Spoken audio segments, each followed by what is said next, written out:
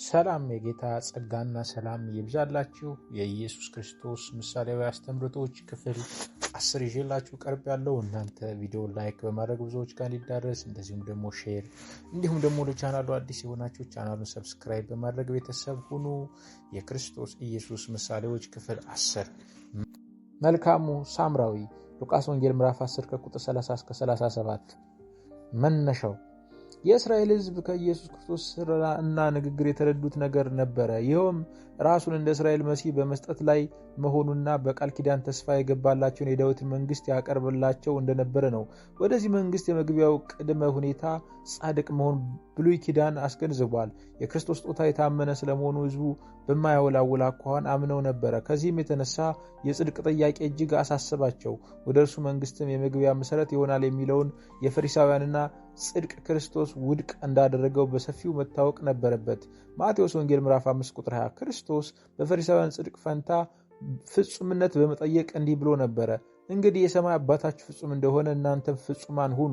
ማቴዎስ ወንጌል ምዕራፍ 5 ቁጥር 48 የመሲሁ ሕግ ሊቃውንት ክርስቶስ ስለ ጽድቅ ባለው ጽንሰ ሐሳብ ላይ ለመወያየት ሕጉንም እንዴት እንደሚተረጉመው ለመጠየቅ አዘውትረው ወደ እርሱ ይመጡ ነበር።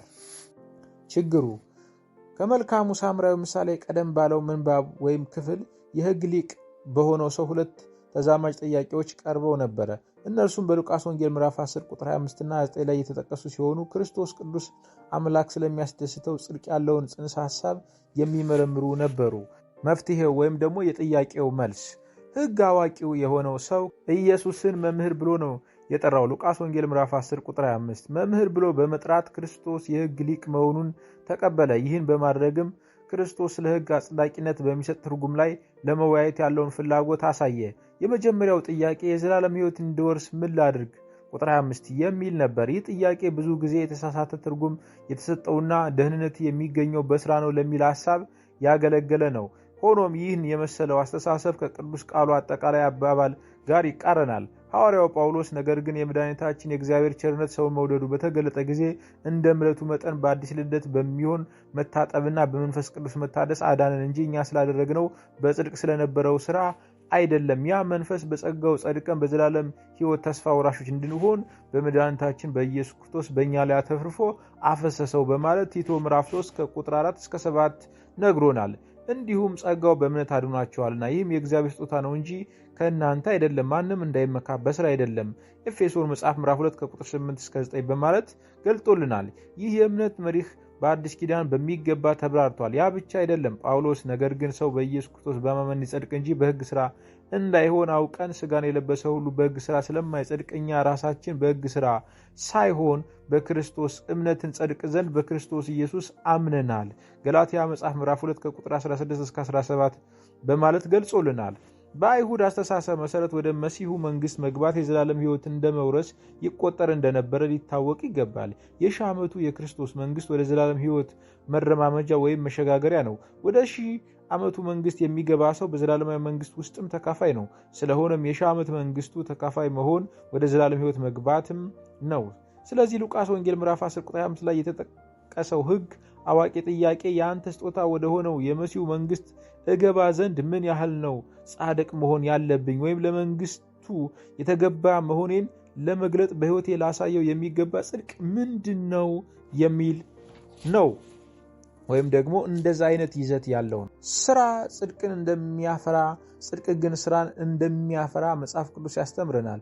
ያዕቆብም ይህንኑ ለመግለጽ ሲል ነበር፣ ወንድሞች ሆይ እምነት አለኝ የሚል ስራ ግን የሌለው ሰው ቢኖር ምን ይጠቅመዋል? እምነቱስ ሊያድነው ይችላልን?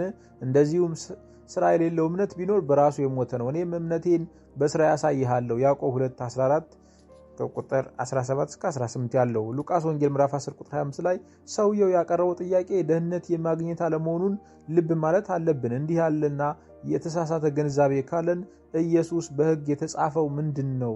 እንዴትስ ታነባዋለህ? ይህን አድርግ በሕይወትም ትኖራለህ በማለት ቁጥር 26 እስከ 28 ሰጥቶታል። መልስ በተሳተ ሁኔታ ነው የምንረዳው። ክርስቶስ ለሰውየው ይነገረው የነበረው ሕግን በመጠበቅ እንደሚድን አልነበረም። ሰውየው ሊረዳ የፈለገው ወደ መንግስት ይገባ ዘንድ የቱን ያህል ጻድቅ መሆን እንደሚገባውና መጽደቁን ለማረጋገጥም ምን መስራት እንዳለበት ነበረ። ክርስቶስ ስለሰውየው ጥያቄ መልስ ለመስጠት ሕግን በሕጋዊ መንገድ ተጠቀመ። በመሰረቱ ሕግ የእግዚአብሔር ቅድስና መግለጫ ይሆን ዘንድ ነው የታለመው። አንደኛ ጴጥሮስ ምዕራፍ 1 ከቁጥር 15 እስከ 16። በተጨማሪም እግዚአብሔር ከእርሱ ጋር ሊራመዱና ተቀባይነትም ሊያገኙ ከሚሹ ሰዎች የሚፈልጋቸውን ነገሮች ሕጉ ገልጧል። ማቴዎስ ወንጌል ምዕራፍ 5 ቁጥር 48። ይህ ሕግ አዋቂ ሕጉን ሊመረምርና እግዚአብሔር ቅዱስ መሆኑን ከዚያ ሊረዳ ይችል ነበረ። በተጨማሪም እግዚአብሔር የእርሱ ለሆኑና ወደ መሲሁ መንግስት ሊገቡ ከሚሹ ሰዎች ቅድስና የሚሻ መሆኑን ሊገነዘብ ይችል ነበር። ሰውየው ሕግን ጠንቅቆ የሚያውቅ ለመሆኑ ማስረጃው ክርስቶስ ላቀረበለት ጥያቄ ጌታ አምላክን በፍጹም ልብህ፣ በፍጹም ነፍስህ፣ በፍጹም ኃይልህም፣ በፍጹም ሐሳብህም ውደድ፣ ባልንጀራህንም እንደራስህ ውደድ ሉቃስ ወንጌል ምዕራፍ 10 ቁጥር 27 በማለት የሰጠው መልስ ነበረ። በመልሱ የጠቀሰው በዘዳግም 6 ቁጥር 5 እና በዘሌዋውያን ምዕራፍ 19 ቁጥር 18 ላይ ተጽፏል። ክርስቶስ የሰውን መልስ ተቀብሎ በዚያው አኳኋን ሕጉ የሚጠይቀውን ግዴታ ጠቅለል በማድረግ ገለጠለት። ማቴዎስ ወንጌል ምዕራፍ 22 ቁጥር 36-40 ዕውቀት የማያረካ መሆኑን በማያወላወል አኳኋን ተረጋገጠ። የሰውየው ዕውቀት ያተረፈለት ነገር ቢኖር የህሊና ወቀሳ ነው። ይህም ራሱን ለማጽደቅ በመውደዱ ሉቃስ ወንጌል ምዕራፍ 10 ቁጥር 29 ተገልጧል። ሰውየው ወደ መሲሁ መንግስት የሚያስገባው የጽድቅ ፍሬ የሌለው መሆኑና ከፍርድ ስር እንደሆነ መርዳቱን ይህ ያስገነዝባል። አለማወቁ ነበር እንደ መከላከያ ያቀረበው። ባልንጀራዬ ማን ነው አለና ጠየቀ። የጻድቅነቱን ማረጋገጫ ለማቅረብ ባለመቻሉ ጥፋተኛ አለመሆኑን በዚህ አኳኋን ነበር ያመለከተው። እንደ እርሱ አገላለጽ ስህተቱ ወይም ጥፋቱ የእርሱ ሳይሆን የሕጉ ነው። ሕጉ የባልንጀራው ማንነት እንደማይገልጥለት ተናገረ። ስለዚህ ሰውየው የሚገልጠው የባልንጀራው ማንነት ቢያውቅ ኖሮ ሕጉ የሚያዝበውን ይፈጽም እንደነበረ ነው። ይህ ጥያቄ በግልጥ የሚያመለክተው ሰውየው በሚያውቀው ሕግ መሰረት የተፈረደበት መሆኑን ነበረ። ይህ በበኩሉ ሁለተኛውን ጥያቄ አስነሳ። ሉቃስ ወንጌል ምዕራፍ 10 ቁጥር 9 እናም ክርስቶስ ጥበባዊ በሆነ አቀራረብ ይህንን ቀደም ሲል ቁጥር 25 ላይ የተነሳውን ጥያቄ በመልካሙ ሳምራዊ ወይም በደጉ ሳምራዊ ምሳሌ አማካይነት ሊመልስ ፈቀደ። ኢያሪኮ ከኢየሩሳሌም ሰሜን ምስራቅ 20 ኪሎ ሜትር ያህል ርቃ ዮርዳኖስ ሸለቆ ውስጥ ትገኛለች። በሁለቱ ከተማዎች መካከል ያለው የይሁዳ ምድረ በዳ ነው። ስፍራው ድንጋያማና የወንበዴዎች መኖሪያ ነበረ። ስለሆነም ሰዎች ዘራፊዎችን ለመቋቋም ሲሉ በቡድን እየሆኑ መጓዝን ይመርጡ ነበር። በምሳሌው የተጠቀሰው ሰውዬ ያለ ምሕረት በደበደቡትና ያለውን ሁሉ ልብሱን እንኳን ሳይቀር በቀሙት ዘራፊዎች ተጠቅቷል። በመንቀሳቀስ በማይችልበት ሁኔታ ላይ እንዳለ መንገድ ዳር ጥለውት ሄዱ። ክርስቶስ ይህን ከገለጠ በኋላ በመንገዱ ያለፉ 3 ሰዎችን አስተዋወቀ። የመጀመሪያው ሁለቱ ከእስራኤል የሃይማኖት መሪዎች ወገን ናቸው፣ ካህንና ሌዋዊ። ኢያሪኮ ካህናትና ሌዋውያን የሚኖሩባት ከተማ እንደመሆኗ ሰዎች ምናልባት ከቤተ መቅደስ አገልግሎት በመመለስ ላይ የነበሩ ሳይሆኑ አይቀሩም። የወደቀውን ሰውዬ ሲመለከቱ ወዲያውኑ የሚያሻውን የተገነዘበ መሆን አለባቸው። የሃይማኖት መሪዎች ካላቸው ከፍተኛ ስፍራ የተነሳ ደህና ኑሮ ያላቸው ስለሚሆኑ ሰውየው የሚያሻውን እርዳታ ሊለግሱ ይችሉ ነበር። ነገር ግን ምንም እንኳን ሰውየው የሚያሻውን እርዳታ ቢገነዘቡና ያንንም ለማድረግ የሚቻላቸው ቢሆንም የሚገባቸውን አላደረጉም። ክርስቶስ በዚህ ምሳሌ ክፍል ባልንጀራዬ ማን ነው ለሚለው ጥያቄ ነበር መልስ የሚሰጠው። የጌታ መልስ የሚያመለክተው ባልንጀራችን እርዳታ የሚሻ እኛም ችግሩን ተረድተን ልንረዳው የሚቻለን ማንም ሰው መሆኑን ነው። ካልረዳ ነው መልካም ባልንጀራችን አይደለንም። ክርስቶስ በዚህ የምሳሌው ክፍል ለጥያቄው ተቃራኒ መልስ ከሰጠ በኋላ ወደ ቀጥተኛው መልስ ያምራል። የተጎዳው ሰው በወደቀበት መንገድ የሚያልፍ 3ኛ ሰው ሳምራዊ ነበረ። ሳምራዊ በአይሁድ የተጠላ ነው። ዮሐንስ ወንጌል ምዕራፍ 4 ቁጥር 9 ቢሆንም ቁስለኛው ሲያየው አዘነለት። ሉቃስ ወንጌል ምዕራፍ 10 ቁጥር 33 ራራለት። በዚህም የተነሳ የተጎዳውን ሰውዬ ለመርዳት የሚቻለውን ሁሉ አደረገ። የህመም ማስታገሻ ዘይትና ማጽጃ ወይን ጠጅ ይዞ ስለነበረ በሰውየው ቁስል ላይ አፈሰሰው፣ ቁስሎችንም አሰራቸው።